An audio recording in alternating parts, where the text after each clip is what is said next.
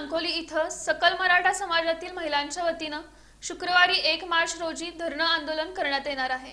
मोहोळ तालुक्यातील अंकोली इथं सकल मराठा समाजातील महिलांच्या वतीनं शुक्रवारी 1 मार्च रोजी छत्रपती शिवाजी महाराज चौकात धरणं आंदोलन करण्यात येणार असल्याचं निवेदन तहसीलदार सचिन मुळीक, पोलीस निरीक्षक सुरेश कुमार राऊत यांना देण्यात आलं।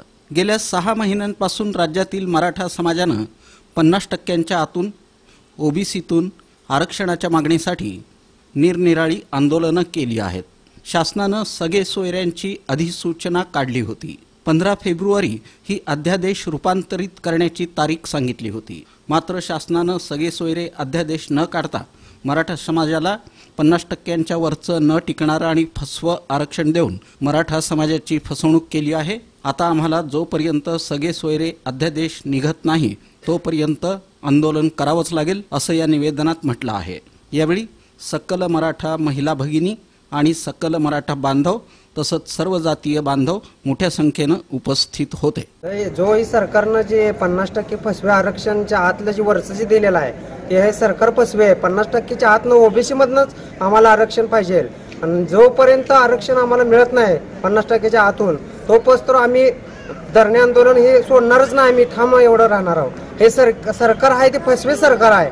ही तीन मुंड्याचं सरकार आहे। त्यांना काहीच मराठ्याची जाणच राहिली नाही। जेवढे पोस्टर जेवढे जरांगे पाटील जेवढे ही ठाम आहेत त्यांच्यावर आमचा पूर्ण पाठिंबा विश्वास आहे। त्यांनी जे म्हणते ते ह्यांनी ही ब्लॅकमेल केला असेल त्याने हे काही सुद्धा नाही। आम्ही आमच्या जरी जीवाचं रान करू, आमच्या जरी नरड्यावर जरी सूर्य आली तरी आम्ही उठणार नाही। आम्हाला ओबीसी मधून 50%च्या आतूनच आरक्षण हवे आहे। 10% आरक्षण हे फसवे आहे। आम्हाला सगळे सोयऱ्या सहितच आरक्षण पाहिजे आणि जोपर्यंत आम्हाला हे आरक्षण मिळत नाही सगळे सोयऱ्यांबद्दल तोपर्यंत आम्ही धरणे आंदोलन सोडणार नाही। असंच आम्ही शांततेत हे आंदोलन चालू ठेवू। मराठ्यांनी आरक्षण कोणतं मागितलं होतं? 50%च्या आतलं ओबीसी मधून आरक्षण मागितलं होतं। ह्या सरकारनं 2 वर्षापूर्वी 50%च्या वरचं आरक्षण रद्द झालेला इतिहास ताजा असताना पुन्हा फसवणूक करून 50%च्या वरचं आरक्षण ह्या सरकारनं दिलंय।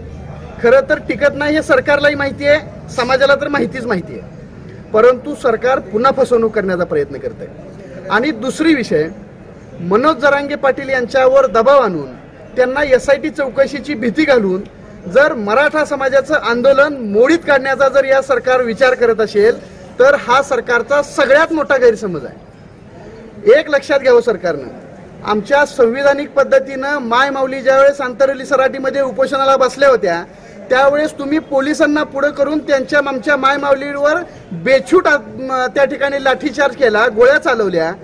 त्याच्या SIT चौकशीचा एक शब्दही तुम्ही आज काढत नाही।